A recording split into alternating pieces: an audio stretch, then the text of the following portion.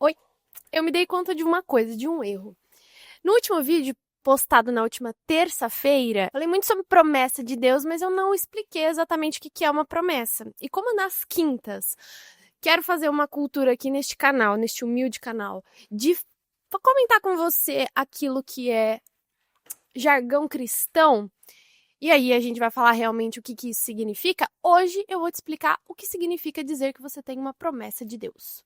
Oi, eu sou a Babi, você está no meu canal no YouTube e eu acho que eu preciso de uma vinheta para este canal, mas todas que eu tentei fazer até agora eu não gostei, então vai ficar assim até eu ter uma nova ideia, beleza? Vamos pro assunto. Esse livro aqui, que é uma bíblia, tá bom? É uma bíblia e no caso essa daqui tem 3 línguas. Eu me acho tão chique com essa bíblia na mão. Ela é em português, em inglês e em espanhol. Lindíssima, né? A Bíblia, independente da língua que ela foi escrita, se ela foi traduzida, se você tá lendo no original ou qual que é o rolê, ela tá cheia de promessas. Por quê? Porque nós cristãos cremos que a Bíblia é um livro que foi escrito por homens, só que por inspiração de Deus. Então toda palavrinha que tá escrito aqui foi Deus que falou. Como não, né? Deus ditou cada uma dessas palavras e aí essas pessoas, nesse tempo gigantesco entre Gênesis e Apocalipse, não foi uma só pessoa que escreveu esse livro, então ele é muito mais confiável porque são diversas pessoas ao longo de vários séculos e na Bíblia não contém erros, é impressionante a coerência bíblica, por isso que a gente entende que é a palavra de Deus e ela realmente se prova a cada dia nas nossas vidas. Mas, o que eu quero dizer é, esse livro aqui tá cheio de promessas, e quando o cristão, o crente fala que tem promessa de Deus ou a terra prometida e essas coisas, eles estão falando sobre os benefícios da aliança com Deus. Por quê? Porque o nosso Senhor Jesus Cristo, Espírito Santo, Pai de toda a criação, Criador de tudo e de todos, ele é um Deus de aliança, ele não é um Deus sentimental. A palavra vai falar o tempo inteiro, e a palavra de Deus, no caso a Bíblia,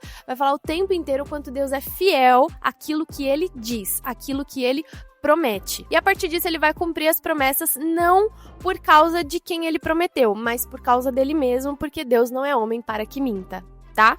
Aí você pode dizer, eu sei o que é uma promessa, Babi, eu sei o que é uma promessa, mas o que o crente tá querendo dizer quando ele fala que ele tem uma promessa? É o seguinte, quando a gente aceita o sacrifício santo de Jesus na cruz como suficiente para cobrir toda a nossa dívida, todo o nosso pecado, nós entendemos que somos pecadores, nos arrependemos diante de Deus e começamos a ter relacionamento com o Senhor, que é o ponto de conversão, que também já tem vídeo aqui no canal sobre isso. Quando nós nos convertemos, basicamente o que a gente fez foi uma aliança com Deus. A gente está debaixo da aliança com Deus.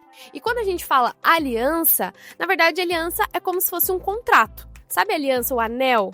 Que quando você casa, você coloca no seu dedo? Pois é, aquilo ali não é a aliança. O nome do anel é aliança, mas ele é um símbolo de uma aliança, porque quando você casa, você se aliançou com outra pessoa. Então vocês têm um acordo de que vocês vão passar a vida juntos até que a morte os separe.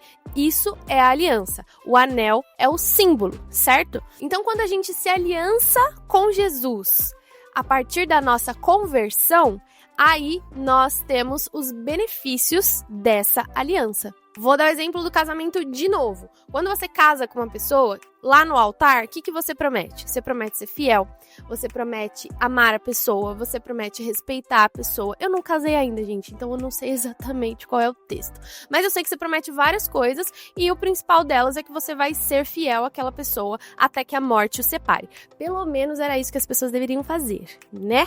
Beleza, não vamos entrar nesse assunto. E aí, quando você tá no casamento, independente do que acontecer, independente se é um dia bom, se é um dia ruim, se é um dia que você não quer nem ver a cara da pessoa, ou um dia que você tá morrendo de apaixonado, você vai manter a postura que você prometeu no altar, tá? Você vai continuar sendo fiel, você vai continuar amando e você vai continuar respeitando. E isso é uma promessa que tá embutida no casamento, na aliança de casamento. Voltando para Jesus, quando nós nos convertemos, eu já expliquei também que o Espírito de Deus passa a habitar dentro de nós e isso já faz parte da aliança. E aí dentro dessa aliança tem vários benefícios, várias coisas que o Senhor promete.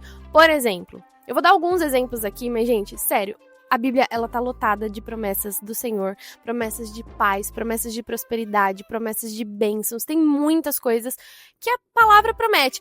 Aí você vai me perguntar, Babi, onde é que tá escrito essas promessas todas que o Senhor promete? Na Bíblia inteira. Pois é, exatamente. Por quê? Porque o Senhor não separou uma listinha falando, se você vier comigo, se você se converter, você vai ter isso. Não. Deus é um Deus relacional. Então, você vai descobrindo, você vai tomando posse das coisas que Ele te diz conforme você caminha com Ele. É por isso que as promessas de Deus, elas estão na Bíblia inteira. E aí, são coisas que nós, que estamos em Cristo, experimentamos e pessoas que não estão em Cristo não vão experimentar, porque são atributos do próprio Deus dentro de nós. Uma promessa, por exemplo, para todo cristão é o fruto do Espírito. Fruto do Espírito é um fruto com várias coisas dentro. Imagina uma laranja. A laranja tem vitamina tal, né? Mas tudo é laranja. O fruto do Espírito é o que a Bíblia vai contar pra gente em Gálatas 5, que vai falar que o fruto do Espírito é amor, é longanimidade, é paz, temperança, várias coisas maravilhosas dentro do fruto do Espírito. Isso quer dizer que dentro de você, que é cristão, você já tem completo acesso a tudo isso aqui. Já está dentro de você, porque isso não depende de você. Isso é o Espírito Santo habitando em você. Mas a Bíblia também tem promessas de todas as naturezas. Promessas de abundância, promessas de prosperidade, tanto financeira quanto o conceito de prosperidade bíblica é muito mais amplo, não se reduz só ao dinheiro, mas também promessas de saúde, promessas de longevidade, promessas de tudo quanto é natureza. Isso para todos os cristãos. Por quê? Porque a vida de Deus habita dentro de nós, então nós vamos ser participantes da vida de Deus. É por isso que nós temos acesso a todas essas coisas. Mas aí, quando um cristão vira para você e fala: eu tenho promessa, o Senhor me disse isso, o Senhor não sei o quê, normalmente ele tá falando de uma promessa específica que veio a partir do relacionamento deste cristão com o próprio Deus. Como eu falo aqui o tempo todo, e eu vou falar até o final da vida, Deus é um Deus de relacionamento. Ou seja, não adianta você dizer que conhece Deus, mas você não sabe como é a voz dele. Você não conhece ele. E um dia eu vou trazer um vídeo aqui só sobre a voz de Deus, como ouvir a voz de Deus, que às vezes as pessoas ficam muito confusas e eu mesma já tive muita dúvida sobre isso. Mas o foco agora é, se eu me relaciono com o Senhor, então imagina, de novo, casamento, tá? Quando você casa com alguma pessoa, você vai entregar o seu coração, os seus sentimentos, os seus sonhos e vocês vão dividir entre vocês os fardos de luta, os problemas, tudo vai ser dividido, vocês vão dividir esse fardo, tanto as alegrias quanto as tristezas. Na alegria, na tristeza, na doença, na saúde, é mais ou menos isso, não é? Pois é, quando a gente se aliancia com Jesus, também.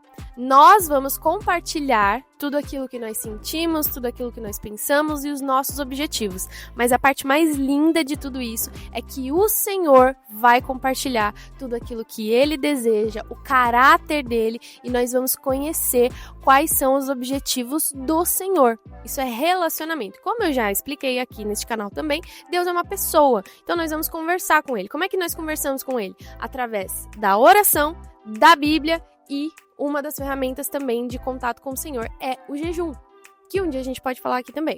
E aí, sabendo qual é o coração de Deus, sabendo o caráter e os objetivos do Senhor, o Senhor vai começar a te dizer quem você é. Porque conforme nós conhecemos o Criador, nós conhecemos a criatura, entendeu?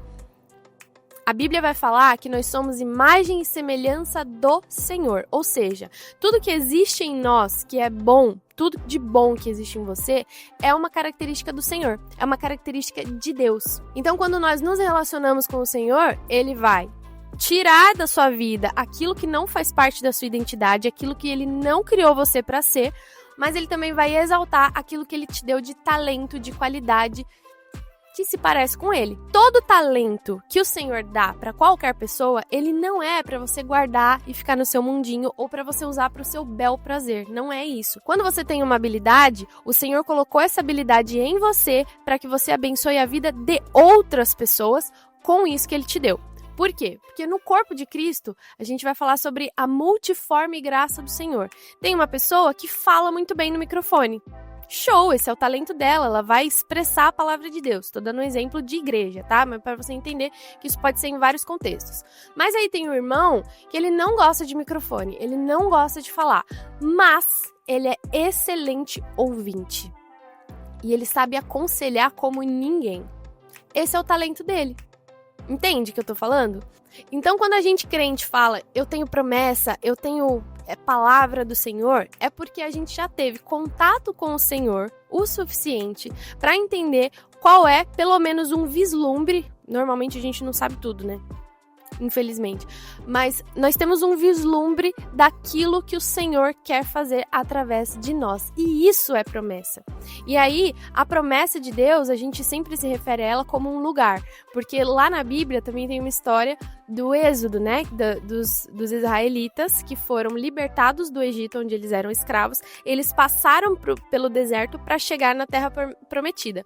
Isso é um princípio. Foi uma história real, mas é um princípio que todo cristão segue também. Então nós vislumbramos aquilo que é promessa de Deus, aquilo que a gente já sabe que o Senhor vai fazer, porque por causa desse relacionamento que nós tivemos com o Senhor de forma específica e individual. Aí a gente pega essa promessa e trata como se fosse um lugar, só para se encaixar nessa metáfora do êxodo, né? Que nós vamos chegar na Terra Prometida. Nós vamos chegar nesse lugar que o Senhor disse que nos colocaria. Tem gente que tem promessa para ser pastor. Tem gente que tem promessa para ser missionário para as nações. Aí o pessoal vai lá, vai para os lugares na África, vai para os lugares na Ásia, vai para os lugares remotos, mas vai fazer missão em país de primeiro mundo também, que é igualmente difícil e às vezes até mais fazer missão em país de primeiro mundo. Mas tem gente que tem chamado para isso, tem promessa para isso. Tem gente que não. Tem gente que tem chamado, que tem promessa para ser um baita do empresário, abençoador, para ser um líder que vai treinar outras pessoas para desenvolver o melhor nas outras pessoas. Tem gente que tem promessa, tem palavra para ser um excelente pai dentro de casa, uma excelente mãe dentro de casa. Enfim, uma diversidade gigante que você só vai saber qual é a promessa que o Senhor tem para você de forma específica a partir do seu relacionamento com o Senhor. Tá? Então, nesse vídeo, na verdade, eu só queria te explicar o que é promessa de Deus. Por que o crente fala que tem promessa, tem palavra e tudo mais. É basicamente isso. Se você ficou com alguma dúvida, deixa aqui nos comentários. Curte, comenta aí nesse vídeo o que você achou, envia pra geral. E caso você tenha alguma dúvida sobre algum vocabulário que você ouviu de algum crente, deixa aí também que a gente traz vídeo sobre isso. Valeu!